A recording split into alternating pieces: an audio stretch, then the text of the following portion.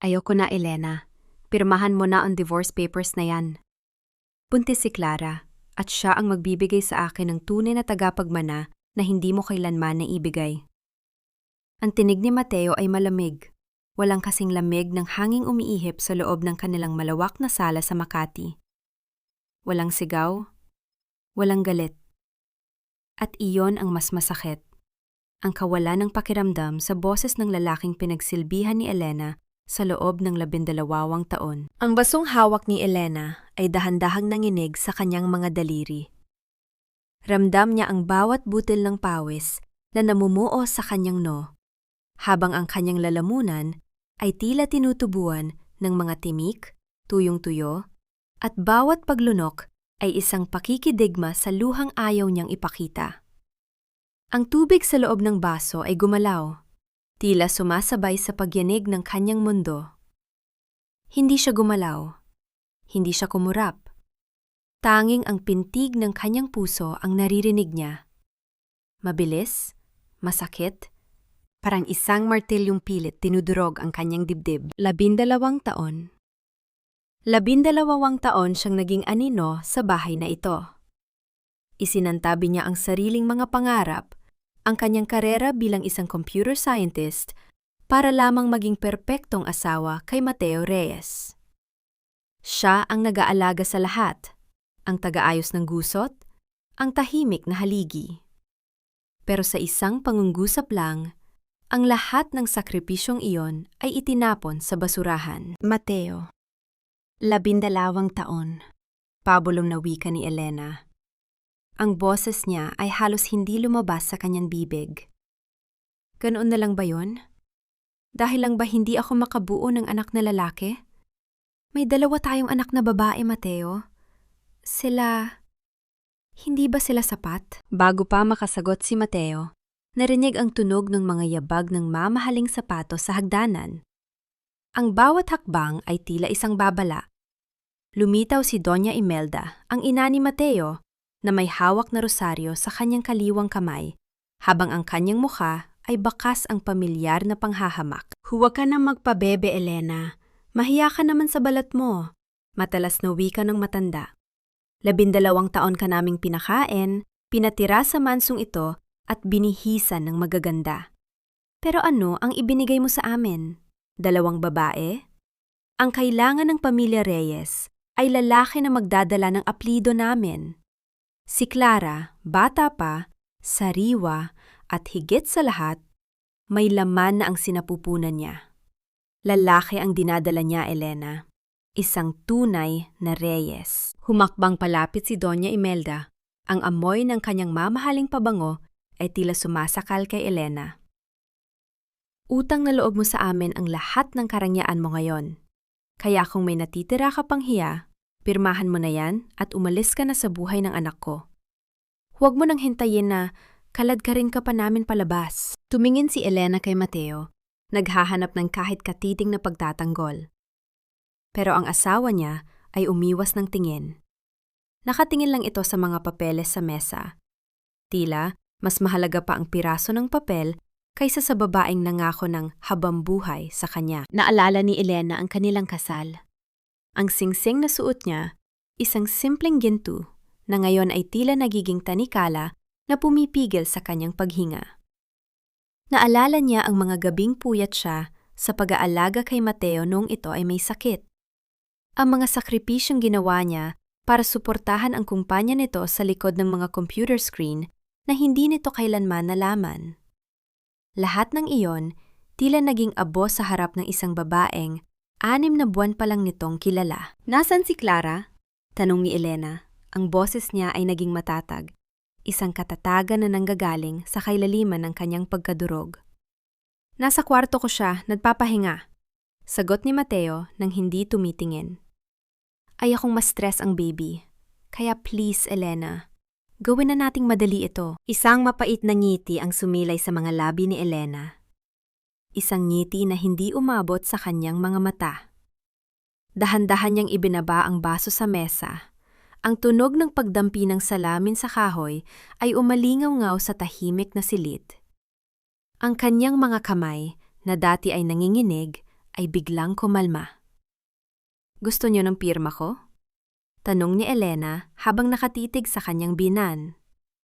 Gusto niyo akong umalis? Iyan ang pinakamatalinong gagawin mo, iha, sagot ni Doña Imelda habang hinahaplos ang kanyang mga perlas. Pipirmahan ko ang mga papel na ito, wika ni Elena. Pero hindi ngayon. Sa ilalim ng batas, may karapatan ako sa bahay na ito. Bigyan niyo ako ng 6 na buwan. 6 na buwan para ayusin ang buhay ko, para ihanda ang mga bata at para masiguro na ang lahat ay nasa tamang lugar. 6 na buwan? Ang tagal naman! Reklamo ni Mateo. Paano si Clara? Paano ang anak ko? Hayaan mo siya, Mateo, sabat ni Doña Imelda na may mapang-uyang na tingin kay Elena. Ano ba naman ang 6 na buwan kumpara sa 12 taon na naging palamuti siya rito? Hayaan nating pagsilbihan niya tayo sa huling pagkakataon.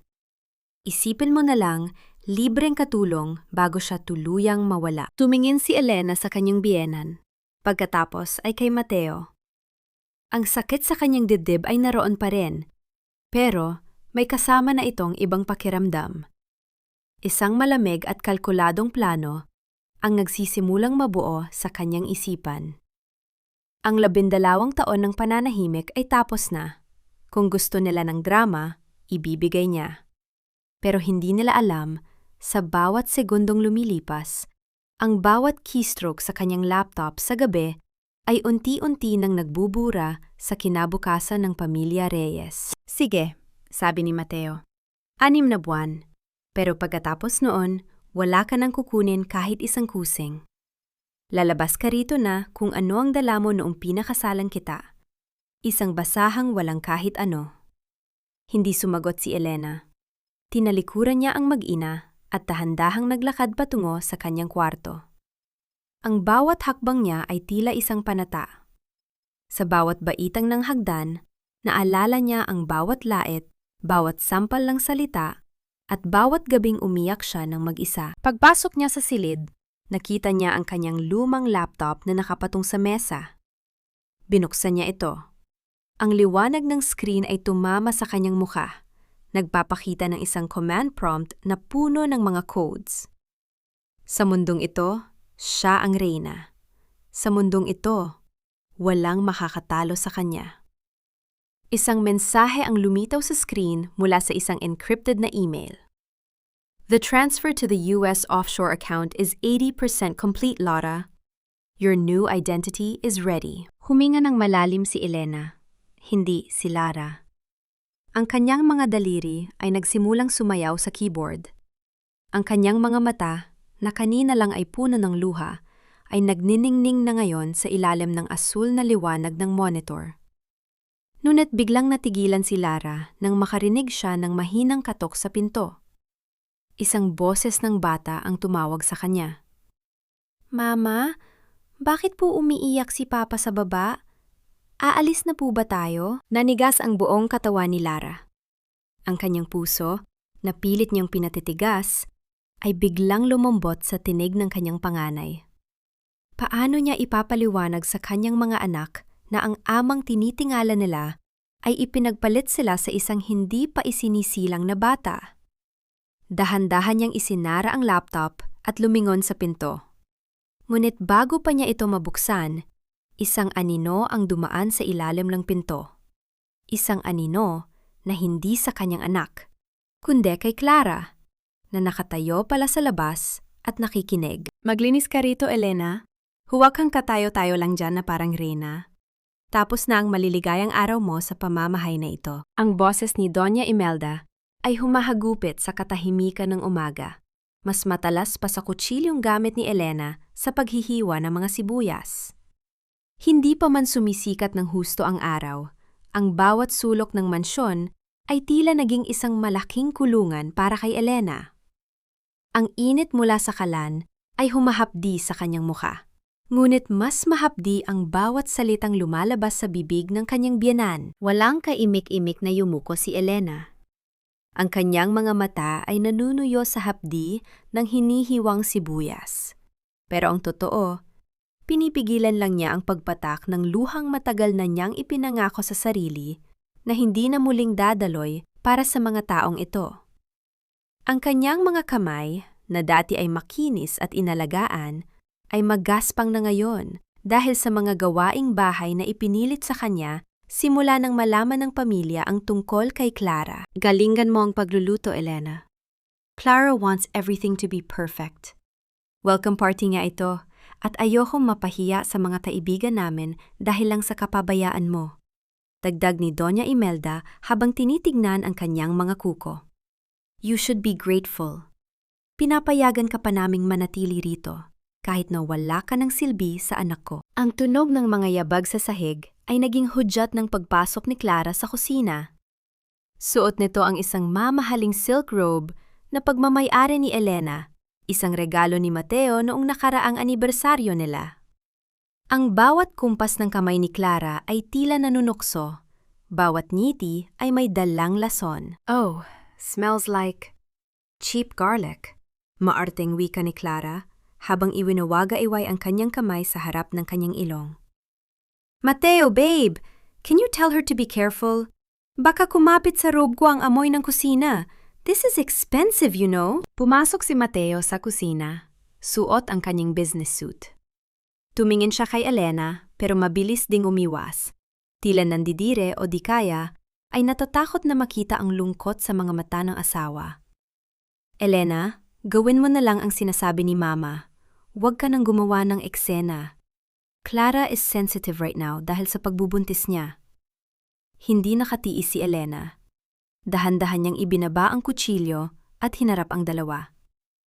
Ang robe na suot mo, Clara, akin yan.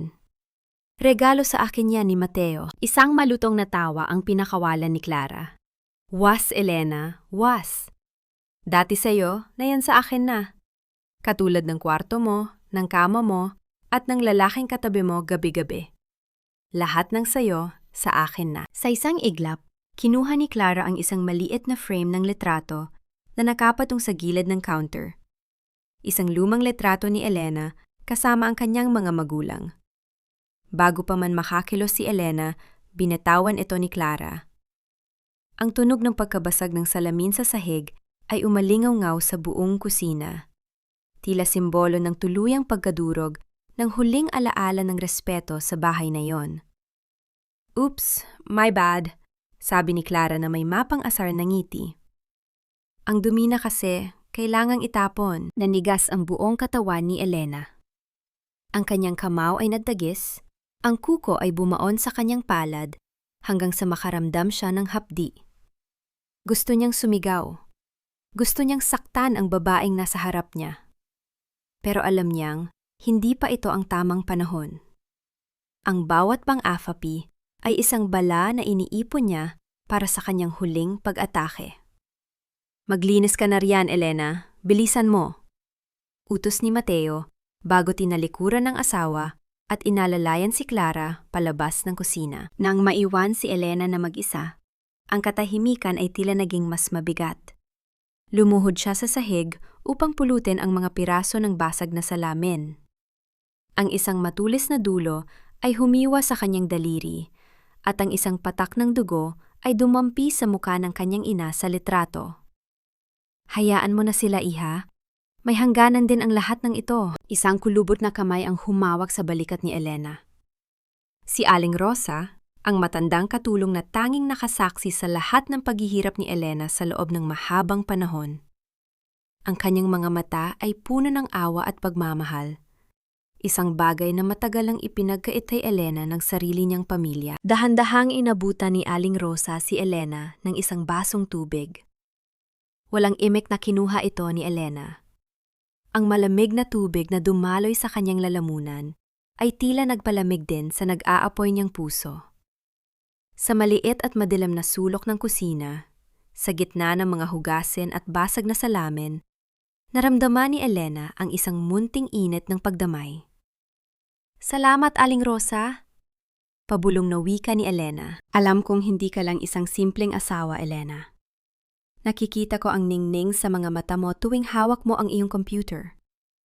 Huwag mong hayaang patayin nila ang ningning na yon. Payo ng matanda, bago ito bumalik sa kanyang gawain. Lumipas ang maghapon na puno ng pagod at panlalait.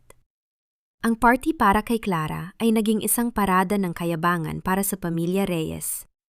Habang ang lahat ay nagtatawanan at umiinom ng mamahaling alak sa sala, si Elena ay nanatili sa kusina, naghuhugas ng mga platong pinagkainan ng mga taong nagnanais ng kanyang pagbagsak. Hating gabi na nang matapos ang lahat. Ang buong mansyon ay balot na ng katahimikan, maliban sa mahihina at malalaswang tawa na nanggagaling sa dating kwarto ni na Elena at Mateo. Pumasok si Elena sa maliit na kwarto sa likod. Ang kwartong dati ay bodega, pero ngayon ay nagsisilbing silid niya. Kinuha niya ang kanyang laptop mula sa ilalim ng manipis na kutson. Ang liwanag ng screen ay tila isang parola sa gitna ng kadiliman. Sa sandaling yon, ang pagod niya ay tila naglaho. Eksaktong 2:00 ng hating gabi, isang tawag ang pumasok sa kanyang encrypted messenger. Ang pangalan sa screen ay simpleng, The Architect. Sinagot ni Elena ang tawag gamit ang kanyang headset. Hello? Lara, it's done. Wika ng isang baritono at seryosong boses sa kabilang linya. The offshore accounts in the US are now fully operational. Your assets are secure and untraceable. At tungkol sa pinapigawa mo sa kumpanya ni Mateo, ang software na itinanim mo ay handa na. Isang pindot mo lang, maglalaho ang lahat ng pinaghirapan nila. Isang malalim na buntong hinhin ang pinakawalan ni Elena. Tumingin siya sa kanyang nasugatang daliri, ang sugat na nakuha niya mula sa paglilinis ng kalat ni Clara. Huwag muna, sabi ni Elena. Ang kanyang tinig ay malamig at puno ng determinasyon. Gusto ko silang makitang nasa ituktok bago ko sila itulak pababa. Gusto kong maramdaman nila ang lahat ng sakit na ibinigay nila sa akin. Nang doble. Understood, Lara. Pero mag-ingat ka. Doña Imelda is starting to get suspicious about your nightly activities. Hayaan mo siya, sagot ni Elena habang pinagmamasta ng mga bata na mahimbing na natutulog sa kabilang maliit na kama. Ang 6 na buwan na hiningi ko ay hindi para sa akin para magmakaawa. Ito ay para sa kanila. Para maubos ang bawat huling sentimo ng kanilang dangal. Ipinikit ni Elena ang kanyang mga mata habang dinaramdam ang bawat tibok ng kanyang puso. Sa labas, ang ulan ay nagsimulang pumatak sa bubungan. Ang bawat patak ay tila isang countdown sa nalalapit na paghuhukom. Ano pang ginagawa mo gising sa ganitong oras? Akala ko ba pagod ka na sa paglilinis ng bahay? Ang boses ni Mateo ay tila isang malamig na hampas ng hangin sa gitna ng tahimik na silid. Agad na isinara ni Elena ang screen ng kanyang laptop, sapat na mabilis, para hindi makita ni Mateo ang mga matrix ng codes na kanina lang ay sumasayaw sa kanyang mga mata. Sa loob ng madilim na kwarto, tanging ang mahinang liwanag mula sa ilalim ng pinto at ang mabilis na paghinga ni Elena ang nagpapakita ng tensyong namumuo. Inayos ko lang ang ilang lumang dokumento, Mateo. Mahinahong sagot ni Elena habang pilit na pinapakalma ang kanyang nagwawalang puso. Gusto ko lang siguraduhin na walang maiiwang kalat kapag umalis na ako. Lumapit si Mateo. Ang amoy ng alak ay humahalimuyak sa kanyang bawat paghinga. Tumingin siya sa lumang laptop ni Elena na may halong pangungutya. Yang lumang basurang yan? Sa susunod, itapon mo na yan kasama ng mga alaala mo sa bahay na ito. Wala ka namang alam sa teknolohiya, kundi ang mag-scroll sa social media at maghanap ng mga recipe ng lulutuin mo. Isang mapait na ngiti ang sumilay sa dilim na hindi nakita ni Mateo. Kung alam lang ng asawa niya na ang basurang tinutukoy nito ang mismong dahilan kung bakit nananatiling matatag ang security system ng sarili nitong kumpanya. Kung alam lang nito na ang babaeng inaakala nitong walang alam sa mundo ay isa sa pinakamataas na binabayarang security consultant sa bansa na nagtatago sa pangalang Lara. Bumalik ang gunita ni Elena, 10 taon na ang nakalilipas. Naalala niya ang mga gabing nag-aaral siya para sa kanyang master's degree, habang karga ang kanilang panganay na anak sa isang kamay at nagtitimpla ng kape para kay Mateo sa kabila. Siya ang otak sa likod ng unang tagumpay ng kumpanya ng mga Reyes, Ngunit hinayaan niyang si Mateo ang kumuha ng lahat ng parangal. Pinili niyang maging anino upang magningning ang lalaking minahal niya. Bakit ka ba nandito, Mateo? Tanong ni Elena, ibinabalik ang sarili sa kasalukuyan. Hindi ba dapat ay nasa kwarto ka na, kasama si Clara? Lalong kumunot ang noo ni Mateo. Huwag mo akong diktahan kung saan ako dapat pumunta. Pumunta ako rito para sabihan ka na bukas, kailangang malinis na ang attic. Doon ilalagay ni Clara ang mga gamit ng baby. At huwag kang magkakamaling hawakan ang mga gamit niya. Baka madumihan mo pa. Tinalikuran siya ni Mateo nang walang kahit anong bakas ng pagmamahal o pagsisisi. Ang tunog ng pagsara ng pinto ay tila isang pinal na hatol. Nang muling mapag-isa, binuksan ni Lara ang kanyang laptop. Ang asul na liwanag nito ay tumama sa kanyang muka, nagpapakita ng determinasyong higit pa sa anumang sakit.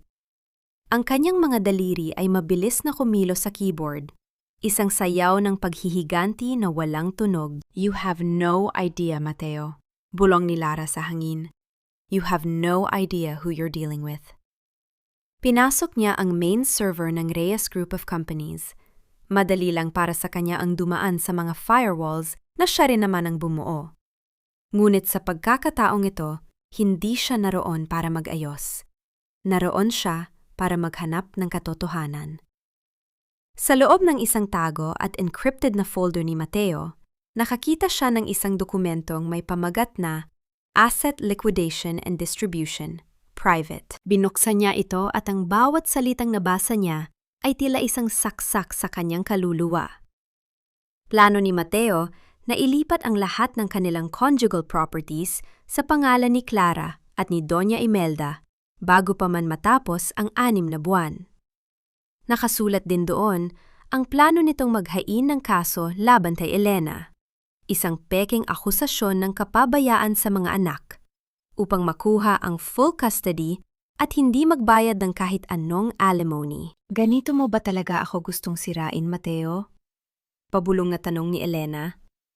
Ang kanyang boses ay nanginginig, hindi dahil sa takot, kundi dahil sa pot na unti-unti nang lumalamon sa kanyang pagkatao. 12 taon, at gusto mo akong iwanan na walang kahit ano, pati ang mga anak ko? Isang luhang mainit ang pumatak sa keyboard ni Elena. Ngunit agad niya itong pinunasan. Ang kanyang mga mata ay naging matalim. Hindi na ito ang Elena na nanalangin para sa pagbabago ng kanyang asawa. Ito na si Lara, ang arhitekto ng sarili niyang kaligtasan. Tumayo siya at dahan-dahang lumapit sa higaan ng kanyang 2 anak. Sa ilalim ng malamlam na liwanag ng buwan na dumadaan sa bintana, pinagmasdan niya ang kanilang mga mukha. Sila ang tanging dahilan kung bakit siya humihinga. Sila ang tanging kayamanan na hindi niya hahayaang makuha ng pamilya Reyes. Hinaplos niya ang buhok ng kanyang panganay. Pangako anak, hindi tayo magiging pulube. Hindi ko hahayaang saktan kayo ng mga taong ito. Konti na lang. Lilipad na tayo patungo sa lugar na hindi na tayo muling luluha. Bumalik si Lara sa kanyang laptop. Sa halip na matulog, nagsimula siyang gumawa ng isang ghost program. Isang programang unti-unting sisip-sip sa pondo ng kumpanya ni Mateo at ililipat ito sa isang offshore account sa Delaware. Mga pondong itinago ni Mateo mula sa buwis na ngayon ay magiging puhunan ni Elena para sa kanilang bagong buhay. Ngunit habang abala sa pag-access, isang pulang babala ang lumitaw sa kanyang screen. External breach detected. Someone is monitoring this node. Tumigil ang mundo ni Lara. Ang kanyang kamay ay nanigas sa mouse. May iba pang nakatingin sa ginagawa niya. Isang tao sa loob ng bahay? O isang tao sa loob ng kumpanya? Bago pa man siya makagawa ng paraan para mag-log out, narinig niya ang malalakas na yabag na pabalik sa kanyang kwarto. At sa pagkakataong ito, hindi lang ito si Mateo. Narinig niya ang boses ni Doña Imelda na tila may bitbit na galit. Buksan mo ang pinto, Elena! Alam naming may itinatago ka sa loob ng kwartong yan. Ang pinto ay bumukas ng may gahasang halos magpatanggal sa mga bisagra nito. Mabilis na isinilid ni Elena ang kanyang laptop sa ilalim ng manipis na unan. Ang kanyang puso ay pumipintig ng mabilis na tila isang ibong nakakulong sa hawla at pilit na kumakawala. Sa pagpasok ni Doña Imelda at Mateo, ang liwanag mula sa pasilyo ay tila naging isang malupit na spotlight na humuhusga sa bawat galaw ni Elena. Ano ang itinatago mo, Elena? Ang tanong ni Doña Imelda. Ang kanyang tinig ay hindi mataas, pero bawat salita ay may bigat ng isang hatol. Ang kanyang mga mata na tila mga agila ay agad na lumibot sa maliit at madilim na kwarto. Wala po, Mama. Nagbabasa lang po ako. Sagot ni Elena habang pinipilit na hindi manginig ang kanyang boses. Tumayo siya sa harap ng kama, hinarangan ng kanyang laptop, ang tanging sandata na natitira sa kanya. Lumapit si Mateo. Ang kanyang mukha ay puno ng pagduda. Nagbabasa sa dilim? Huwag mo kaming gawing tanga, Elena. Alam naming may itinatago ka. Baka kung anong paninira na ang ginagawa mo sa amin sa social media, o baka naghahanap ka na ng malilipatan mo. Humalakak si Doña Imelda. Isang tunog na walang bakas ng saya. Hayaan mo siya, Mateo. Saan naman siya pupunta? Sinong tatanggap sa isang babaeng walang kahit na anong ari-arian, kundi ang damit sa kanyang likod? Nakalimutan mo na ba, Elena, kung saan ka nanggaling? Noong pinakasalan ka ni Mateo, wala kang kahit na ano. Kami ang nagbayad sa ospital ng nanay mo noong nag-agaw buhay siya. Kami ang nagbigay sa iyo ng bubong at pagkain sa loob ng 12 taon. Ang bawat salita ng matanda ay tila isang mahabang tanikala na pumupulupot sa leeg ni Elena, unti-unting sumasakal sa kanyang hininga. Utang na loob. Iyan ang paboritong armas ng mga Reyes. Isang utang na kahit kailan ay hindi mababayaran. Isang utang na ginamit nila upang gawin siyang isang alipin na walang boses at walang karapatan. Hindi ko po nakakalimutan ang lahat ng iyon, Mama. Pabulong na wika ni Elena. Ang kanyang mga kuko ay bumaon sa kanyang mga palad, sapat na upang makaramdam siya ng hapdi na magpapanatili sa kanyang katinuan. Mabuti naman kung ganoon, sagot ni Imelda habang hinahaplos ang kanyang krus sa leeg. Dahil sa gabing ito, sa hapunan, ipakikita mo ang iyong pasasalamat. Magluluto ka ng pinakamasarap na putahe. Darating ang mga ninong at ninang ni Mateo. Ipakikita natin sa kanila na kahit papaano ay naging kapaki-pakinabang ka bago ka tuluyang lumayas. Lumipas ang mga oras at ang kusina ay muling naging sentro ng paghihirap ni Elena. Ang usok mula sa nilulutong pagkain ay tila mga anino na sumasayaw sa paligid niya. Habang abala siya sa paghahanda ng hapunan, naririnig niya ang tawanan ni Mateo, Clara at Doña Imelda sa malawak na sala. Nang ihina ang pagkain, tumayo si Elena sa isang sulok, nakayuko, naghihintay ng utos.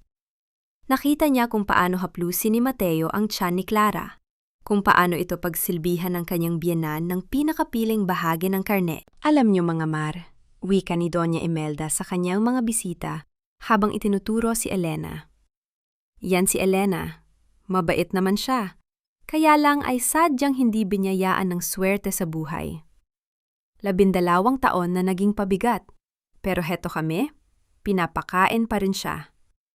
Ganyan kami sa pamilya Reyes, mapagpatawad at mapagbigay, kahit sa mga taong walang ibinibigay na kapalit. Isang bisita ang tumingin kay Elena ng may halong awa at panghahamak. Napakabait niyo talaga, Doña Imelda. Napakasuwerte mo, Elena, na nakapasok ka sa pamilyang ito. Mumiti si Elena ng bahagya, isang ngiting tago sa lahat. Sa ilalim ng kanyang apron, dahan-dahan niyang kinapa ang kanyang cellphone. Kanina lang, bago magsimula ang hapunan, nakatanggap siya ng notification. Ang audit na palihim niyang ginawa sa kumpanya ni Mateo ay nagpakita ng isang malaking butas. Ang luho ni Mateo, ang mga alahas na ibinibigay nito kay Clara, at ang mga mamahaling party ni Doña Imelda ay unti-unti nang sumisimot sa kanilang pondo. Ang kumpanyang ipinagmamalaki nila ay tila isang magandang mansyon na ang mga poste ay kinakain na ng anay. Maswerte nga po ako, sagot ni Elena sa harap ng mga bisita. Ang kanyang tinig ay malinaw, walang halong takot. Tumingin siya ng diretso sa mga mata ni Doña Imelda. Dahil sa loob ng 12 taon, natutunan ko kung ano ang tunay na halaga ng bawat sentimong ibinigay niyo sa akin. At tinitiyak ko sa inyo, Mama, mababayaran ko ang lahat ng utang na loob ko sa inyo, hanggang sa huling patak. Ang mukha ni Doña Imelda ay nanigas sa gulat. Hindi niya inaasahan ang ganitong sagot mula sa isang babaeng dati ay tila isang basang sisiw. Ngunit bago pa makapagsalita ang matanda, tumayo si Clara at nagunwaring nahihilo. "Mateo, babe, ang bigat ng pakiramdam ko," sabi ni Clara habang sumasandal sa balikat ng lalaki. "Baka kailangan ko lang ng sariwang hangin sa labas." Sige. Elena, ligpitin mo na ito. Mateo, samahan mo si Clara sa garden. Utos ni Imelda. Nang maiwan si Elena sa kusina para sa mga hugasin, napansin niyang hindi nagtagal si Mateo sa labas dahil may tumawag sa kanya para sa trabaho. Nagkaroon ng pagkakataon si Elena. Dahan-dahan siyang lumapit sa bintana ng kusina na nakaharap sa likod ng bahay, malapit sa mga matatayog na halaman ng garden. Sa ilalim ng malabong liwanag ng buwan at sa anino ng malalaking puno, nakita niya si Clara. Ngunit hindi ito mag-isa. Isang lalaking nakasuot ng itim na jacket at may takip ang mukha ang kausap nito. Ang bawat kilos nila ay tila puno ng lihim at pangamba. Nakita ni Elena ang pag-abot ni Clara ng isang makapal na envelope sa lalaki. Ang mga kamay nila ay nagdampi ng matagal, isang haplos na hindi para sa isang estrangero. Ang lalaki ay lumapit sa tenga ni Clara at may ibinulong na nagpatawa sa babae sa isang paraan na hindi niya ginagawa kay Mateo. Naramdaman ni Elena ang isang kakaibang kilabot na dumaloy sa kanyang gulugod. Hindi ito ang kilos ng isang babaeng nagdadalang tao na tanging kapakanan ng bata ang iniisip. Ito ang kilos ng isang taong may itinatagong mas malalim at mas madilim na lihim kaysa sa kanya. Sino ang lalaking iyon? At ano ang laman ng envelope na ibinigay ni Clara? Bago pa man makita ni Elena ang muka ng lalaki, narinig niya ang boses ni Mateo na tumatawag mula sa sala. "Elena! Nasaan ang kape namin? Bakit ang tagal mo?" Mabilis na bumalik si Elena sa lababo. Ang kanyang puso ay muling tumibok ng mabilis. Ang piraso ng puzzle ay nagsisimula ng mabuo. Ang tagapagmana na ipinagmamalaki ng mga Reyes ay maaaring ang mismong mitsa na susunog sa kanilang buong kaharian. "Bakit ka nakatitig sa dilim, Elena? May nakita ka ba na hindi mo dapat nakita?" Ang boses ni Clara ay parang isang matalas na karayom na tumusok sa katahimikan ng gabi. Mabilis na lumingon si Elena mula sa bintana ng kusina, pilit na itinatago ang kaba sa likod ng isang malamig na ekspresyon. Nakatayo si Clara sa may pintuan. Ang kanyang mga kamay ay nakapatong sa kanyang tiyan na tila pinoprotektahan ang isang banal na kayamanan. Ngunit ang kislap sa kanyang mga mata ay puno ng panunuya. "Wala akong nakikita kundi ang anino ng sarili kong pagod, Clara." Mahinahong sagot ni Elena habang dahan-dahang pinupunasan ang counter. "Mabuti pa ay magpahinga ka na. Hindi maganda sa bata ang nagpupuyat, lalo na kung marami kang iniisip." Isang mapait na ngiti ang sumilay sa mga labi ni Clara. "Huwag mo akong alalahanin. Ang isipin mo ay ang 6 na buwan mo.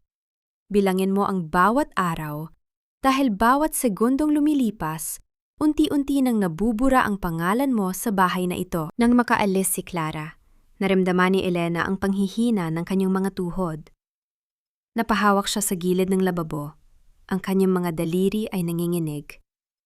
Ang imahe ng lalaki sa garden at ang makapal na envelope ay hindi maalis sa kanyang isipan. Hindi siya pwedeng magkamali. Ang paraan ng paghawak ng lalaki sa baywang ni Clara ay hindi para sa isang kaibigan o kamag-anak. Kailangan niya ng ebidensya. At alam niya kung paano ito kukunin. Pagbalik sa kanyang maliit na kwarto, muling binuksan ni Elena ang kanyang laptop. Ang asul na liwanag nito ay tila nagbigay ng panibagong lakas sa kanyang pagod na katawan. Ginamit niya ang kanyang kasanayan sa GPS hacking upang i-clone ang signal ng teleponyo ni Clara. Hindi nagtagal. Lumitaw sa screen ang mga mensaheng ipinadala ni Clara sa isang numerong walang pangalan. Nakuha ko na ang pera.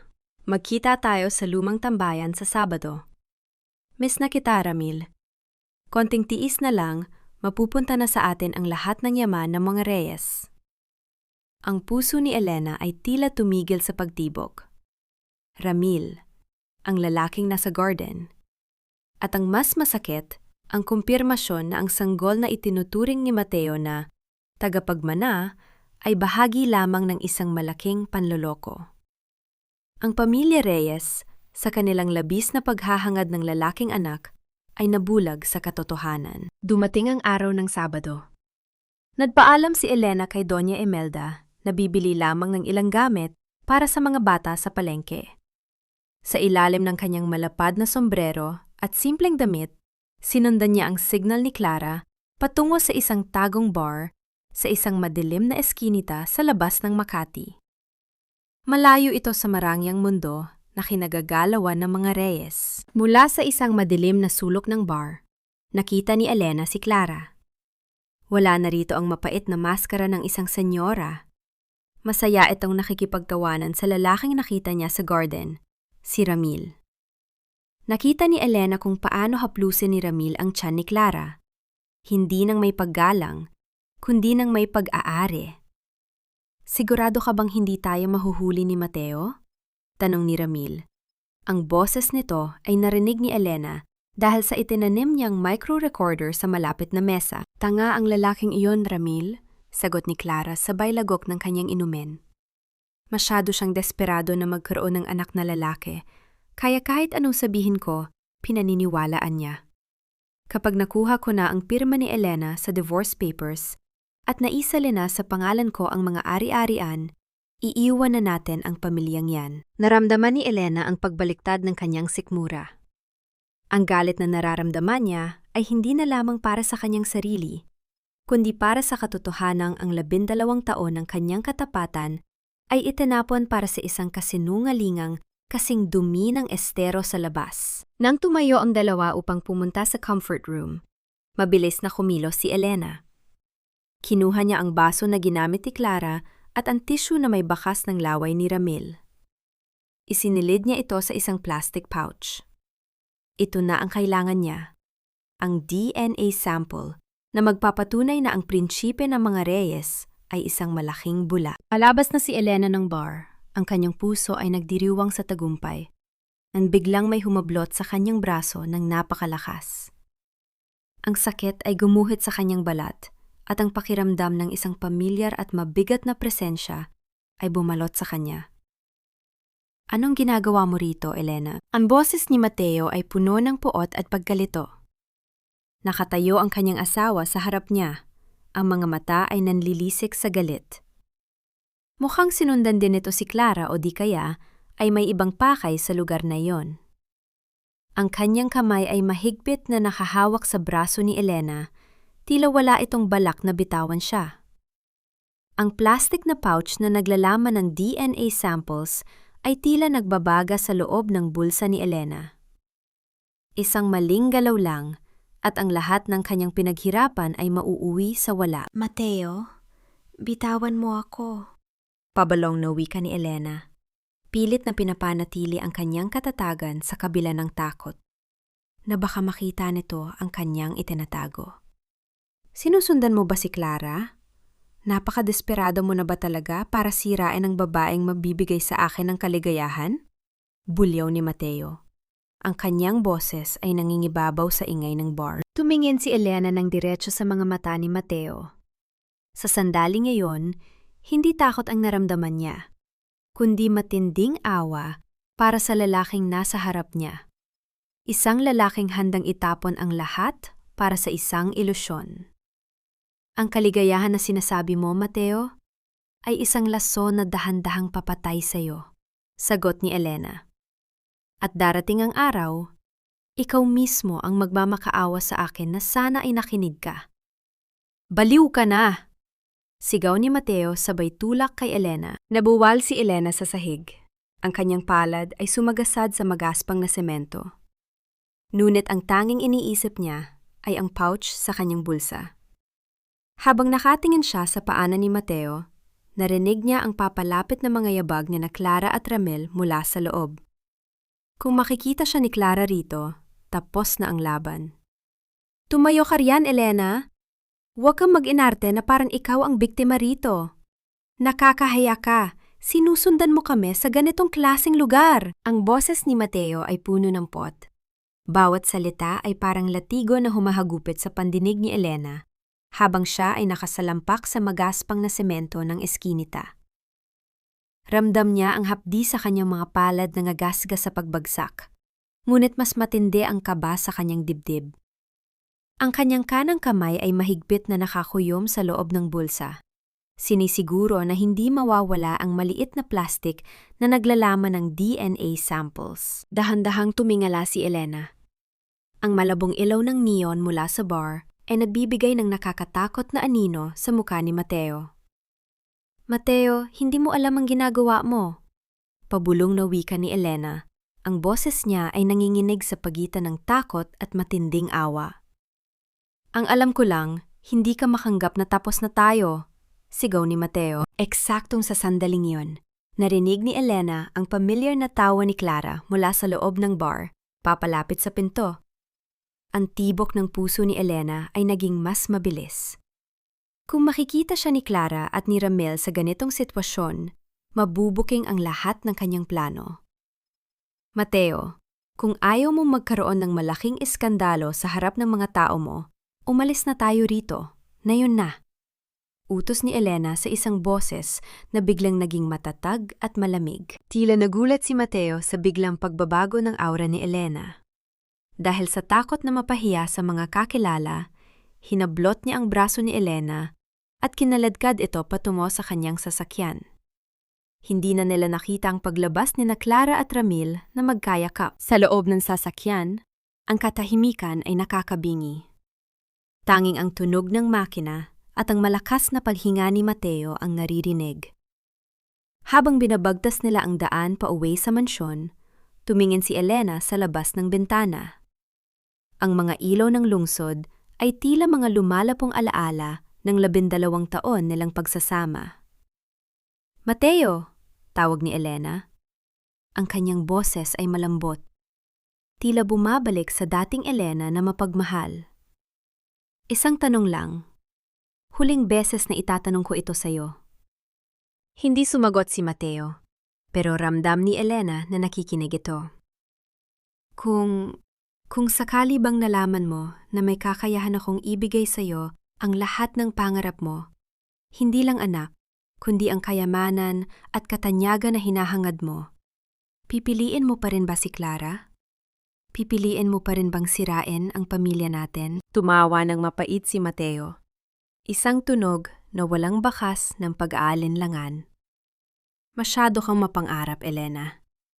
12 taon kitang kasama. Alam ko ang limitasyon mo. Isa ka lang simpleng babae na walang ibang alam kundi ang magsilbi sa bahay. Si Clara, siya ang swerte ko. Siya ang nagbigay sa akin ng pag-asa na magkaroon ng tagapagmana. You were just a habit, Elena. At ang habit, kailangang putulin kapag nakakasama na." Ang bawat salita ni Mateo ay tila isang pinal na pako sa kabaong ng pag-ibig ni Elena. Ibinigay niya ang huling pagkakataon para magbago ang isip nito, para piliin ang katapatan kaysa sa kasinungalingan. Ngunit nabigo siya. Ang lalaking pinangalagaan niya sa loob ng mahabang panahon ay hindi nakarapat-dapat sa kahit isang patak ng kanyang luha. Pagdating sa mansyon, diretso si Elena sa kanyang maliit na kwarto.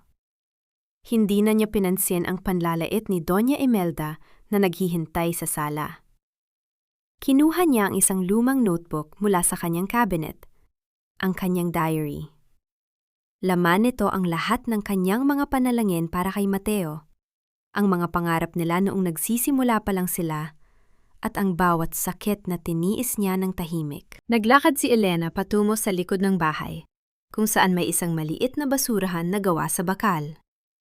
Gamit ang isang lighter, sinindihan niya ang unang pahina ng notebook. Pinagmasdan ni Elena kung paano lamunin ng apoy ang mga salitang, "Mahal na mahal kita, Mateo. Gagawin ko ang lahat para sa iyo."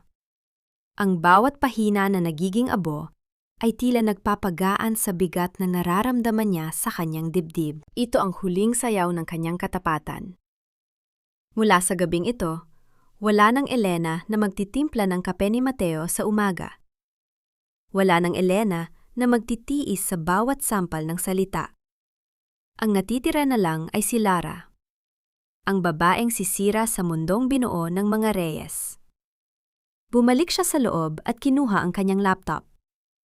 Gamit ang kanyang priority access, ipinadala niya ang DNA samples sa isang pribadong laboratorio na pagmamay-ari ng isa sa kanyang mga kliyente sa Amerika. "Iproseso niyo ito agad," utos ni Elena sa kanyang kausap sa video call.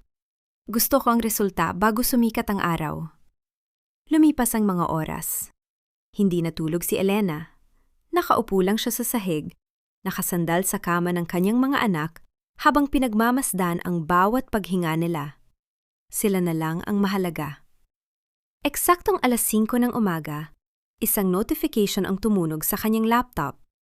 Isang dokumento na may official seal ng laboratorio. Dahan-dahang binuksan ni Elena ang file. Ang kanyang mga mata ay nanliit habang binabasa ang konklusyon sa dulo ng pahina. Probability of paternity, 0.00%. Isang malakas na buntong hinhin ang pinakawalan ni Elena. Hindi siya nagulat, pero ang makita ang katotohanan sa isang opisyal na papel ay nagbigay sa kanya ng isang uri ng kapangyarihan na hindi kailanman matatapatan ng kahit anong yaman. "Ang bunga ng inyong kasinungalingan, Mateo." Doña Imelda, bulong ni Elena habang nakatitig sa screen. "Ito ang magiging mitya ng inyong pagbagsak." Ngunit sa gitna ng kanyang pananahimik, narinig niya ang isang malakas na kalabog mula sa kwarto ni Mateo at Clara. Sinundan ito ng isang hysterical na tili ni Clara. "Mateo! Ang dugo! Mateo, tulungan mo ako!" Napatayo si Elena. Ang kanyang puso ay muling tumibok ng mabilis. Isang masamang kutob ang bumalot sa kanya. Kung may mangyayari sa bata ngayon, baka hindi na niya mailabas ang katotohanan sa paraang gusto niya. Ang sigaw ni Clara ay tila isang matalim na kutsilyong humihiwa sa katahimikan ng madaling araw. Nagmadaling lumabas si Elena mula sa kanyang silid. Ngunit hindi dahil sa pag-aalala, kundi dahil sa pangangilangang malaman ang susunod na hakbang ng kanyang kaaway. Sa pasilyo, nakita niya si Mateo na tila isang ligaw na manok, hindi malaman ang gagawin, habang si Doña Imelda ay mabilis na umaakyat sa hagdanan, bit-bit ang kanyang pamilyar na pangamba. "Mateo! Ang dugo! Ang apo ko!" Ang hysterical na sigaw ng matanda. Sumilip si Elena sa pintuan ng kwarto. Nakita niya si Clara na nakahiga sa sahig, hawak ang kanyang tiyan at may bahid ng dugo sa kanyang suot na nightgown. Ang mukha ng babae ay maputla, puno ng pawis, at ang kanyang mga mata ay nangingilid ang luha. Ngunit sa gitna ng kaguluhang iyon, napansin ni Elena ang isang bagay. Ang paraan ng pagtingin ni Clara sa basurahan sa tabi ng kama.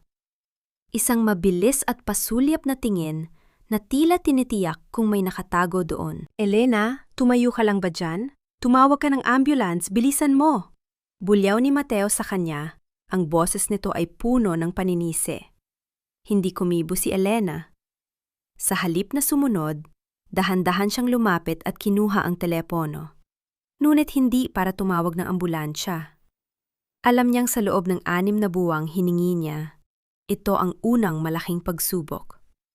Kung hahayaan niyang mawala ang atensyon sa kanya, ito na ang pagkakataon niyang ihanda ang lahat para sa kanyang pag-alis. "Tumawag na ako, Mateo. Darating na sila." Pagsisinungaling ni Elena nang may malamig na tinig. Tinalikuran niya ang mag-ina at bumalik sa kanyang kwarto. Ang bawat hakbang niya ay tila isang mabigat na pasya. Hindi na siya pwedeng mag-aksaya ng oras. Ang emergency ni Clara, totoo man o hindi, ay ang hudyat na kailangan na niyang bilisan ang pag-iimpake ng kanyang buhay. Dahan-dahan niyang binuksan ang ilalim ng kanyang cabinet. Doon, nakatago sa likod ng mga lumang kumot ay ang 3 pasaporte, ang sa kanya at ang sa kanyang 2 anak. Hinaplos ni Elena ang mga dokumento. Ang bawat pahina ay tila isang tiket patungo sa mundong wala ng sakit. Naramdaman niya ang bigat ng responsibilidad sa kanyang mga balikat. Bilang isang ina, ang kanyang pinakamalaking sakripisyo ay ang pananatiling matatag sa gitna ng bagyo, kahit na ang sarili niyang puso ay durog na. Mama, bakit po maingay sa labas? Ang boses ng kanyang bunsong anak, si Sofia, ay nagmula sa likuran niya. Agad na itinago ni Elena ang mga pasaporte at hinarap ang bata ng may pilit na ngiti. Wala yun, baby. May nakita lang na daga si Lola Imelda. Balik ka na sa tulog, ha? Diba sabi ni Mama, may mahaba tayong bakasyon na pupuntahan? Kasama po ba si Papa? Tanong ng bata. Ang mga mata ay puno ng inosenteng pag-asa. Nanikip ang dibdib ni Elena. Lumuhod siya at niyakap ng mahigpit ang anak. Ang amoy ng buhok ni Sofia ay tila nagbigay sa kanya ng lakas na hindi kayang ibigay ng anumang yaman. Tayo lang, Sofia. Tayo lang, nina ate. Magiging masaya tayo doon, pangako. Nang makatulog muli ang mga bata, ipinagpatuloy ni Elena ang kanyang plano. Gamit ang kanyang laptop, muli niyang chinek ang status ng kanyang transfer. Isang huling bulto na lang ng pera ang kailangang mailipat. Isang malaking halaga na kinuha niya mula sa mga nakatagong accounts ng kumpanya na matagal nang kinukupita ni Mateo para sa kanyang mga bisyo. Habang naghihintay sa loading bar ng transfer, nakatanggap siya ng mensahe mula sa kanyang abogado sa Amerika. Everything is set, Laura. The house in California is ready. The kids' school enrollment is processed. You just need to get on that plane. Isang malalim na buntong hinhin ang pinakawala ni Elena. Ngunit ang kanyang katahimikan ay muling nagulo nang marinig niya ang pag-alis ng sasakyan ni Mateo. Isinugod na nila si Clara sa ospital. Sa wakas, ang mansyon ay pansamantalang naging tahimik. Sinamantala ni Elena ang pagkakataon. Lumabas siya at nagtungo sa silid ni Mateo at Clara. Ang amoy ng dugo at gamot ay nananatili pa rin sa hangin. Dahan-dahan siyang lumapit sa basurahan na tinitignan ni Clara kanina. Sa ilalim ng mga ginamit na tissue, nakakita siya ng isang maliit na bote ng pekeng dugo, ang ginagamit sa mga theater plays. Isang mapait na tawa ang kumawala sa mga labi ni Elena. Napakagaling mong artista, Clara. Gagamitin mo ang kunwaring pagdurugo para mapabilis ang pagpirma ko sa divorce at para lalong magalit sa akin sina Mateo. Kinuha ni Elena ang botelya at isinilid sa kanyang bulsa bilang ebidensya. Ngunit bago pa siya makalabas ng silid, isang boses ang pumigil sa kanya mula sa pintuan. Ano ang ginagawa mo sa kwarto ng anak ko, Elena? Si Doña Imelda. Hindi pala ito sumama sa ospital. Nakatayo ang matanda, hawak ang kanyang rosaryo, ang kanyang muka ay puno ng matinding suspisya. Nakatingin ito sa kamay ni Elena na nakatago sa loob ng bulsa ng kanyang apron. Inaayos ko lang po ang kalat, Mama. Baka kasi pagbalik ni na Mateo ay madumi pa rin ang kwarto. Sagot ni Elena, ang boses niya ay patag at walang emosyon. Huwag mo akong lokohin. Alam kong may binabalak ka. Sigaw ni Imelda habang humahakbang palapit. Nakita-kita kanina sa kusina na may hawak na makapal na envelope. Ano yon? Magnanakaw ka ba? Akala mo ba hindi ko alam na ninanakawan mo ang kumpanya ng anak ko? Nanigas si Elena. Ang envelope na tinutukoy ni Imelda ay ang mga dokumento ng US visa at bank statements na inihanda niya para sa kanilang paglipad. Kung pilit itong kukunin ng matanda, mabubunyag ang lahat ng kanyang paghahanda. Wala po akong ginanakaw, Mama. Ang lahat ng mayroon ako ay bunga ng sarili kong pagtatrabaho. Sagot ni Elena habang dahan-dahang umaatras patungo sa pinto. Anong trabaho? Ang maging palamuti rito? Ibigay mo sa akin ang envelope na yan. Mateo! Aling Rosa! Halughugin niyo ang kwarto ng babaeng ito! Sa gitna ng sigawan, lumabas si Aling Rosa mula sa kusina. Ang muka ay puno ng takot para kay Elena. Ngunit bago pa man mahawakan ni Imelda si Elena, isang malakas na tunog ng pagbagsak ng kung anong bagay ang narinig mula sa ibaba, kasunod ng pagbukas ng gate. Bumalik na si Mateo, at base sa tunog ng kanyang mga yabag, hindi maganda ang balitang dala niya mula sa ospital. Nawala ang anak ko, Elena. Nawala ang kaisa-isang lalaki na magdadala ng pangalan ko dahil sa kasamaan ng dumi ng iyong puso. Ang boses ni Mateo ay hindi na lamang galit. Ito ay isang ungol ng isang sugatang hayop na naghahanap ng masisisi. Pagpasok niya sa pintuan, ang kanyang buhok ay gulo-gulo. Ang kanyang barong ay may bahid ng tuyong dugo ni Clara, at ang kanyang mga mata ay nanlilisik sa pot. Hindi niya hinintay na makasagot ang asawa. Humakbang siya ng mabilis at hinablot ang balikat ni Elena, niyayanig ang buong pagkatao nito sa gitna ng sala. Sabi ng doktor, masyadong na-stress si Clara. At sino pa bang dahilan? Sino pa bang lason sa bahay na ito kundi ikaw? Sigaw ni Mateo. Ang kanyang hininga ay amoy alak at pait. Mateo, bitawan mo ako. Alam mong wala akong kinalaman sa nangyari, sagot ni Elena. Ang kanyang tinig ay nanatiling matatag sa kabila ng sakit na nararamdaman sa kanyang balikat. Si Clara ang gumagawa ng sarili niyang stress. Huwag mo akong isama sa mga kasinungalingan niya. Isang malakas na sampal ang dumapo sa pisingi ni Elena, bago pa man niya matapos ang kanyang sinasabi. Ngunit hindi ito galing kay Mateo. Si Doña Imelda, na kanina pa nakatitig ng may kasamaan, ang nagbigay ng hagupit. Ang tunog ng palad na tumama sa balat ay umalingaw-angaw sa tahimik na mansyon, kasunod ng matinding pag-init ng pisingi ni Elena. Huwag kang sasagot ng ganyan sa anak ko, bulyaw ni Imelda. At huwag ka ring magkakamaling magkaila. Mateo, anak, kaya naging hysterical si Clara ay dahil nahuli niya ang babaeng ito na nagnanakaw. Nakita ko siya kanina, may itinatagong makapal na envelope. At nang tignan ko ang aking vault, wala na ang aking mga mamahaling perlas. Napaatras si Elena, hindi dahil sa sampal, kundi dahil sa tindi ng kasinungalingan ng matanda. Alam niyang ito ng bitag. Gagamitin nila ang pagkawala ng bata upang palayasin siya ng mas maaga at walang kahit na anong bitbit. Nasaan ang mga alahas ni Mama, Elena? Ibigay mo sa amin! Utos ni Mateo habang kinaladkad si Elena patungo sa kanyang maliit na silid sa likod. Wala akong kinuha, Mateo. Mag-isip ka naman. Bakit ko gagawin yon? Sigaw ni Elena. Ngunit tila bingi ang asawa sa anumang katotohanan. Sinipa ni Mateo ang pinto ng kwarto ni Elena. Ang tunog ng kahoy na tumama sa pader ay tila isang hudyat ng simula ng kaguluhan. Nagsimulang maghaluhog ang mag-ina. Itinapon nila ang mga damit ni Elena sa sahig, niligwak ang kanyang maliit na cabinet at pinunit ang kanyang manipis na unan. Ang puso ni Elena ay tila tumigil sa pagtibok nang makita niyang malapit na si Doña Imelda sa ilalim ng kutson, kung saan nakatago ang envelope na naglalaman ng mga pasaporte at ang kanyang laptop.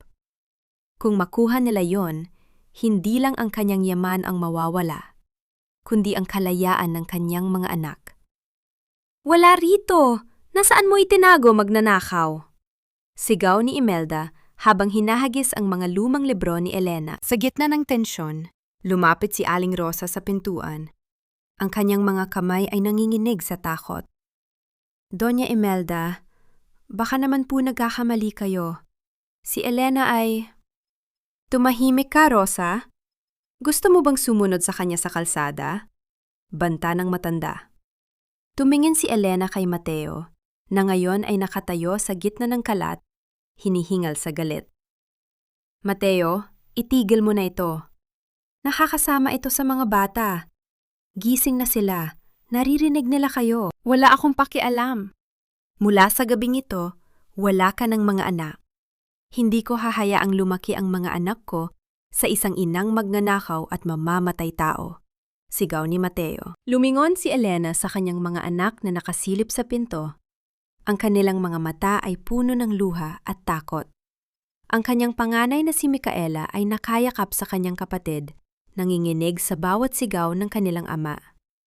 Doon, sa sandaling iyon, ang huling bahagi ng pag-ibig ni Elena para kay Mateo ay tuluyang namatay. Ang tanging natira ay ang malamig at matalim na determinasyon. Dahan-dahan, sa gitna ng gulo, lumapit si Elena kay Mateo. Hindi siya umiiyak. Hindi siya nagmamakaawa. Ang kanyang mukha ay naging kasing tigas ng bato, at ang kanyang mga mata ay naglalabas ng isang uri ng liwanag na nagpatigil kay Mateo. Gusto mo akong lumayas, Mateo? Gusto niyo akong mawala sa buhay niyo? Pabulong na tanong ni Elena. Ang boses niya ay malamig pa sa bangkay. Layas! Na yun na! Huwag mo nang hintayin ang 6 na buwan. Isama mo na ang mga basurang damit mo at huwag ka nang babalik. Sigaw ni Mateo sabay tulak kay Elena palabas ng kwarto. Sige, sagot ni Elena. Aalis ako. Pero tandaan niyo ang gabing ito. Ang gabing itinapon niyo ang tanging taong nagligtas sa inyo sa loob ng 12 taon. Doña Imelda, Mateo, ang bawat sampal at bawat lait niyo ay may katapat na halaga. At tinitiyak ko sa inyo, darating ang paniningil ng mas mabilis pa sa inaakala nyo. Isang mapait na ngiti ang sumilay sa mga labi ni Elena habang pinagmamasdan ang mag-ina. Hindi nila nahanap ang envelope. Nakatago ito sa loob ng isang tago at double wall na bahagi ng cabinet na siya mismo ang nagbisenyo gamit ang kanyang kaalaman sa engineering. Kinuha ni Elena ang kanyang 2 anak. Sa gitna ng dilim ng gabi, sa ilalim ng malakas na ulan, na nagsimulang pumatak sa kalsada, lumabas sila ng mansyon nang walang dalang anuman, kundi ang suot nilang damit at ang maliit na bag na laging handa sa tabi ng pinto. Habang naglalakad sila palayo, narinig ni Elena ang boses ni Doña Imelda na humahalahak mula sa loob ng bahay. Sa wakas! Malinis na ang pamilya Reyes! Malaya na tayo sa pabigat! Tumigil si Elena sa tapat ng gate. Kinuha niya ang kanyang cellphone mula sa bulsa, ang tanging gadget na hindi nila nahanap. Nagpadala siya ng isang maikling mensahe sa kanyang team sa Amerika. Execute Protocol Omega. Drain every hidden account connected to Mateo Reyes. Leave them with nothing but the clothes on their backs. Now. Tumingin siya sa kanyang mga anak, na basang-basa na sa ulan pero tahimik na sumusunod sa kanya. Huwag kayong matakot mga anak. Bukas, pagising nyo, wala nang sasakit sa atin. Tayo naman ang mananalo. Ngunit sa gitna ng kalsada, isang itim na van ang biglang huminto sa harap nila. Ang pinto ay bumukas ng mabilis at 2 lalaking nakatakip ang muka ang lumabas. Ma'am Lara, handa na po ang lahat. Oras na para bawiin ang lahat ng sa inyo. Ang boses ng lalaking bumaba mula sa itim na van ay hindi puno ng panganib, kundi ng malalim na paggalang.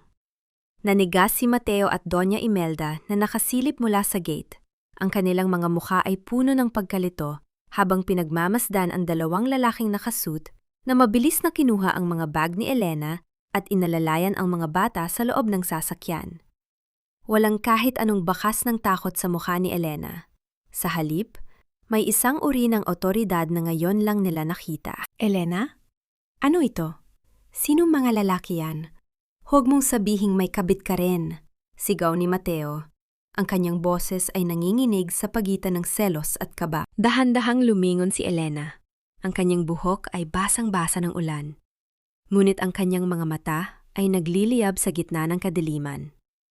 Ang mga lalaking ito, Mateo, ay ang mga taong mas tapat pa sa akin kaysa sa sarili kong asawa.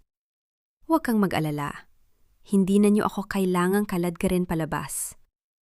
Kusa akong aalis, dahil sa bahay na ito, ang tanghing natitira na lang ay ang amoy ng inyong mga kasinungalingan. Hindi na hinintay ni Elena ang sagot nila. Sumakay siya sa van at sa isang iglap, nawala sila sa paningin ng mga Reyes. Sa loob ng sasakyan, niyakap ni Elena ang kanyang mga anak. Ligtas na tayo, pabulong niyang wika. habang ang sasakyan ay bumabaybay patungo sa isang 5 bituing hotel sa Taguig, ang kanyang pansamantalang himpilan bago ang kanilang paglipad patungong Amerika. Habang nasa hotel, mabilis na kumilos si Elena. Ang kanyang mga daliri ay tila lumilipad sa keyboard ng kanyang laptop.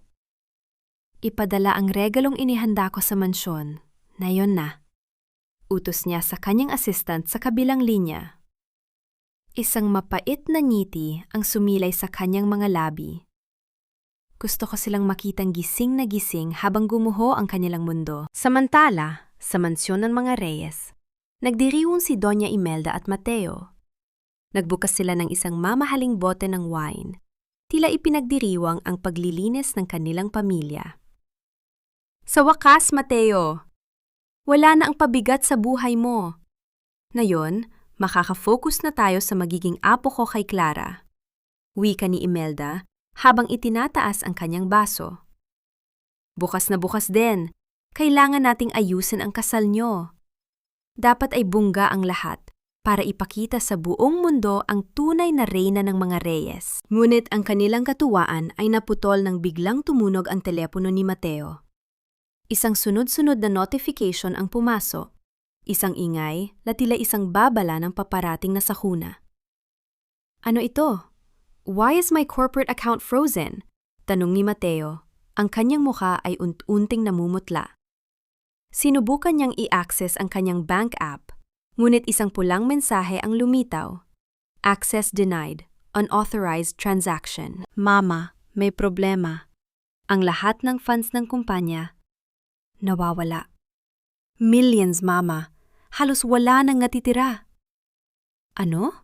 Imposible. Baka nagkamali lang ang bangko. Tawagan mo sila ngayon din. Hysterical na sigaw ni Imelda. Bago pa man makatawag si Mateo, isang malakas na katok ang narinig sa kanilang pintuan.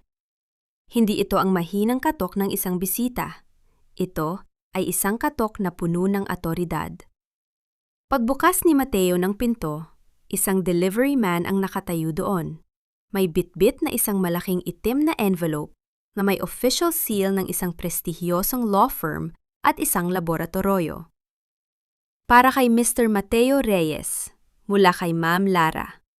Wika ng lalaki bago mabilis na umalis. Lara? Sinong Lara? Tanong ni Mateo habang binubuksan ang envelope nang nanginginig ang mga kamay. Sa loob ng envelope, ang unang nakita ni Mateo ay ang mga kopya ng kanyang sariling financial statements, ang mga lihim na accounts na ginamit niya para sa kanyang mga bisyo at para kay Clara. Nakasulat doon ang bawat sentimong kinuha niya at ang bawat ebidensya ng kanyang paglustay ng pera. Ngunit hindi yon ang pinakamalaking pasabog. Sa ilalim ng mga papeles, may isang folder na kulay asul. Laman nito ang DNA paternity test results na nakuha ni Elena. Binasa ni Mateo ang mga salitang tila mga bala na tumatama sa kanyang puso. The probability of paternity for Mateo Reyes is 0.00%. The genetic markers of the fetus match Ramil Mendoza. Hindi ito totoo. Niloloko lang tayo ni Elena. Sigaw ni Mateo. Ang kanyang boses ay naging paos sa tindi ng sakit at galit. Anong nangyayari, Mateo? Ano ang nakasulat? Tanong ni Doña Imelda habang hinahablot ang papel. Nang mabasa ng matanda ang resulta, tila tumigil ang pag-ikot ng mundo para sa kanya. Ang tranghehel na rosaryo sa kanyang kamay ay nalaglag sa sahig. Ang bawat butil ay kumalat sa tiles na tila mga pangarap na nagkadurog-durog. Ang apo ko ay hindi sa atin? Pabulong na wika ni Imelda. Ang kanyang boses ay tila isang anino na lang ng dating kapangyarihan. Kasabay nito, lumabas si Clara mula sa kanyang silid. Dala ang kanyang maleta.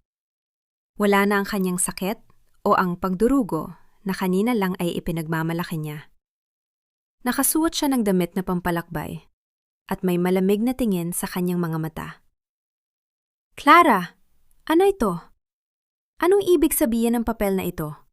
Sigaw ni Mateo habang iwinawagayway ang DNA results. Tumingin si Clara kay Mateo nang may matinding panghahama. Oh, nalaman niyo na pala? Akala ko ay aabutin pa kayo ng ilang buwan. Anyway, wala na rin namang kwenta ang manatili rito. Nalaman ko na bankrupt na ang kumpanya mo, Mateo. Wala ka ng pera. Bakit pa ako mananatili sa isang lalaking walang maibibigay sa akin, kundi ang isang pangalang wala ng halaga? Hayop ka, pinagkatiwalaan kita. Itinapon ko ang asawa ko para sa'yo. Sigaw ni Mateo habang sinusubukang lumapit kay Clara. Ngunit mabilis na humarang ang dalawang bodyguard na kasama ni Clara na tila kanina pa naghihintay sa labas. Huwag mo akong hawakan, Mateo. Salamat na lang sa lahat ng alahas at mamahaling gamit na naibigay mo sa akin nitong mga nakaraang buwan. Ibebenta ko ang mga iyon para sa amin ni Ramil. Sabi ni Clara, sabay talikod at tuluyang lumabas ng mansyon. Naiwan si Mateo at Doña Imelda sa gitna ng kanilang malawak na sala. Isang salas na dati ay puno ng kayabangan, ngunit ngayon ay tila isang libingan. Ang kumpanya nila ay bagsak, ang kanilang yaman ay naglaho, at ang kanilang dangal ay kinaladkad sa putik. Sa hotel, pinapanood ni Elena ang lahat ng ito sa pamamagitan ng mga security cameras na itinanim niya sa loob ng bahay. Wala siyang naramdamang saya, tanging isang malalim na paghinga ng kalayaan. Tapos na, bulong ni Elena. Ngunit sa gitna ng kanyang pananahimik, isang tawag ang pumasok sa kanyang telepono. Isang numerong hindi rehistrado, ngunit pamilyar ang prefix. Mula ito sa pulisya. Ma'am, we have a report about a missing financial audit from Reyes Group. Are you Elena Reyes? Ang katahimikan sa loob ng mansyon ng mga Reyes ay hindi na payapa. Ito ay isang katahimikang kasing bigat ng isang sementeryo. Ang bawat pako sa kabaong ng kanilang karangalan ay isa-isang bumaon sa bawat segundong lumilipas. Nakaupo si Mateo sa sahig. Ang kanyang likod ay nakasandal sa sofa na dati ay simbolo ng kanyang kapangyarihan, habang ang mga papeles ng DNA results at bank bankruptcy notices ay nakakalat sa kanyang paanan na parang mga tuyong dahon. Mateo, anak, gawin mo ang paraan. Hindi pwedeng ganito na lang tayo. Ang pabulong na wika ni Doña Imelda. Ang matanda ay nakaupo sa kabilang sulok. Ang kanyang mga mata ay nanunuyo na sa kaiiyak at ang kanyang tranghehel na rosaryo ay wala na sa kanyang mga kamay. Tawagan mo si Elena. Magmakaawa ka. Sabihin mo na kailangan natin siya. Isang mapait na tawa ang kumawala sa mga tuyong labi ni Mateo. Magmakaawa? Mama, matapos natin siyang itapon sa kalsada na parang basura? Matapos natin siyang saktan at hiyain? Sa tingin niyo ba ay lilingon pa siya? Pero may utang na loob siya sa atin! Sigaw ni Imelda. Ang kanyang boses ay naninginig sa desperasyon. Pinatira natin siya rito. Pinakain! Ang utang na loob na sinasabi niyo, Mama, ay matagal na niyang nabayaran ng higit pa sa sapat. Sagot ni Mateo habang nakatingin sa kanyang mga kamay na nanginginig. 12 taon siyang nagsilbi. 12 taon siyang nagtiis. At sa huli, siya pala ang nagpapatakbo ng lahat habang tayo ay abala sa pagpapakasasa sa kayamanang, hindi naman pala sa atin. Biglang tumunog ang intercom ng gate. May kasamang malakas na katok sa pintuan. Inakala ni Mateo na bumalik si Clara para humingi ng tawad, kaya mabilis siyang tumayo at binuksan ang pinto ng may kaunting pag-asa. Ngunit sa halip na ang bango ni Clara, ang bumulaga sa kanya ay ang seryosong muka ng 2 lalaking nakauniporme ng pulis at isang sheriff. Mr. Mateo Reyes? Kami ay may dalang warrant para sa foreclosure ng ari-ariang ito. Kasama na rin ang warrant of arrest para sa kasong qualified theft at estafa na isinampa laban sa inyo. Wika ng opisyal sa isang malamig at propesyonal na tono. Ano? Anong estafa? Sino nagsampa ng kaso?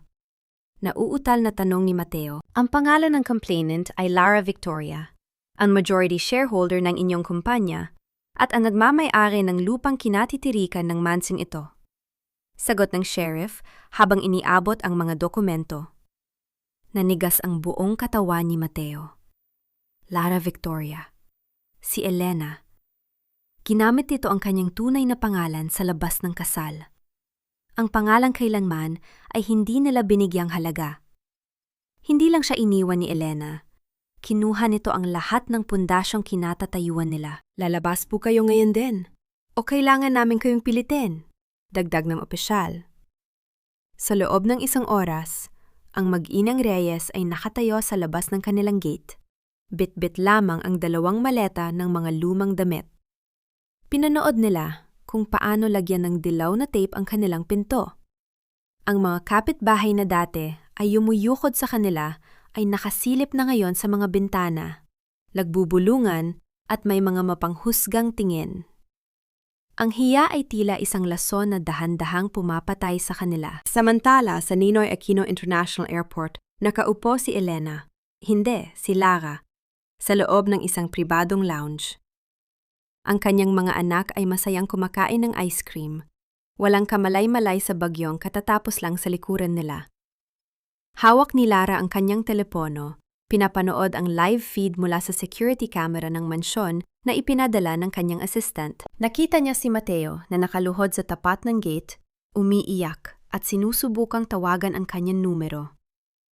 Nakita niya si Doña Imelda na nakaupo sa tabi ng kalsada, tila isang pulubing na wala ng bait. Isang huling tawag ang pumasok sa kanyang telepono. Si Mateo. Pinindot ni Lara ang answer button, ngunit hindi siya nagsalita. Elena. Elena, please. Alam kong naririnig mo ako. Ang boses ni Mateo ay puno ng hikbi, malayo sa mapagmataas na lalaking sumisigaw sa kanya na nakaraang gabi. Patawarin mo ako. Nagkamali ako. Gagawin ko ang lahat, basta bumalik ka lang. Ang mga bata, kailangan nila ng ama. Please, huwag mo kaming iwan ng ganito. Huminga ng malalim si Lara. Ang kanyang mga mata ay nanatiling tuyo. Ang amang sinasabi mo, Mateo, ay namatay na noong gabing. Mas pinili mo ang isang kasinungalingan kaysa sa iyong pamilya. Ang mga bata ay may ama, isang alaala ng lalaking minahal ko noon. Pero ang lalaking kausap ko ngayon? Isang estranjero ka na lang sa amin. Elena, please! Mamamatay kami rito. Wala kaming pera, wala kaming matutuluyan. May 6 na buwan kayong hiningi sa akin noon, di ba? Binigyan ko kayo ng higit pa sa sapat na panahon para maging tao. Pero ginamit niyo ang panahong yon para lalong maging hayop. Malamig na wika ni Lara. Ang utang na loob na lagi niyo ring sinasabi, bayad na yan. Ang bawat sampal, bawat lait, at bawat gabing iniyakan ko, yan ang naging pambayad ko sa inyo. Ngayon, patas na tayo. Elena, huwag mo na akong tawaging Elena. Ang pangalan ko ay Lara. At simula sa araw na ito, ang pamilya Reyes ay isa na lamang madilim na bahagi ng aking nakaraan na hinding-hindi ko na muling babalikan. Pinatay ni Lara ang tawag at tuluyang binalatan ang SIM card mula sa kanyang telponyo. Inihulog niya ito sa basurahan sa tabi niya. Ma'am, it's time! The plane is boarding! Wika ng kanyang assistant. Tumayo si Lara, inayos ang kanyang suot na coat at hinawakan ang kamay ng kanyang 2 anak. Sa bawat hakbang niya patungo sa boarding gate, naramdaman niya ang dahan-dahang paghilom ng kanyang sugatang puso. Ang bawat hakbang ay tila isang paglayo sa tanikala ng nakaraan. Habang papaakyat sa eroplano, lumingon siya sa huling pagkakataon sa kalangitan ng Pilipinas. Ang ulan ay tumigil na, at ang sikat ng araw ay nagsisimulang sumilay sa pagitan ng mga ulap. Isang malalim na paghinga. Isang malayang paghinga. 5 taon ang mabilis na lumipas, na tila mga pahina ng isang makapal na libro na dahan-dahang binubuklat ng panahon. Sa dalampasigan ng Santa Monica sa California, ang paglubog ng araw ay nagbibigay ng isang kulay gintong liwanag sa malawak na karagatan. Ang bawat alon na humahalik sa pampang ay tila isang banayad na haplos na nagpapakalma sa mga natitirang bakas ng nakaraan. Nakatayo si Lara sa balkonahe ng kanyang bahay. Hawak ang isang baso ng tsaa. Ang kanyang suot na puting bestida ay dahan-dahang hinahangin, at ang kanyang muka ay wala ng bakas ng pagod o takot. Ang dating Elena na laging nakayuko at nanginginig ang boses ay isa na lamang malayong gunita. Ngayon, siya na si Lara Victoria, ang founder ng isang nangungunang cybersecurity firm sa Silicon Valley.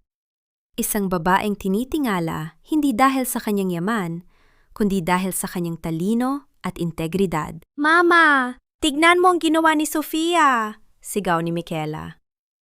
Lumingon si Lara at nakita ang kanyang 2 anak na masayang nagtatakbuhan sa buhanginan. Si Michaela ay dalaga na, matangkad at may tiwala sa sarili, habang si Sofia ay puno ng sigla. Wala na ang takot sa kanilang mga mata. Pinalitan na ito ng ningning na mga batang malayang mangarap. Nakita ni Lara sa kanila ang pinakamalaking tagumpay na nakamit niya sa buhay. Isang sulat ang nakapatong sa mesa sa tabi niya, galing sa Pilipinas. Mula ito kay Aling Rosa. Binuksan ni Lara ang sobre at binasa ang bawat salita ng may banayad na ngiti. Sa sulat, ikinuwento ni Aling Rosa ang kalagayan ng mga Reyes. Si Mateo ay nakalabas na ng kulungan matapos ang ilang taong pagdurusa, ngunit wala na siyang balikan. Nagtatrabaho siya ngayon bilang isang simpleng kargador sa isang warehouse, malayo sa karanyaan na dati niyang ipinagmamalaki. Si Doña Imelda naman ay naninirahan sa isang maliit na paupahan, inaalagaan ng mga malalayong kamag-anak na madalas siyang pagsabihan at laitin. Isang malupit na biro ng tadhana para sa isang babaeng ginawang libangan ang pagpahiya sa iba. Napabuntong hinhin si Lara. Napatawad na ba niya sila? Ang tanong na ito ay matagal ding gumulo sa kanyang isipan. Ngunit habang pinagmamasdan niya ang kanyang mga anak, naramdaman niya ang sagot. Ang pagpapatawad ay hindi nangangahulugang ibabalik mo ang mga taong sumira sa iyo sa iyong buhay. Ang pagpapatawad ay ang pagpili na huwag nang hayaang kontrolin ng galit ang iyong bukas. Pinatawad na niya ang kanyang sarili sa pananatili ng matagal sa dilim at pinakawalan na niya ang put para kay Mateo. Sapat na ang hustisya ng tadhana upang turuan sila ng leksyon. "Everything's okay, Ma'am Lara?" tanong ni Mark, ang kanyang head of security at isa ring malapit na kaibigan na palaging nasa tabi niya. "Everything is more than okay, Mark," sagot ni Lara sa Taglish. "I was just thinking, it's amazing how a broken heart can build something so beautiful if you just give it enough time and courage." Numiti si Mark at tumango.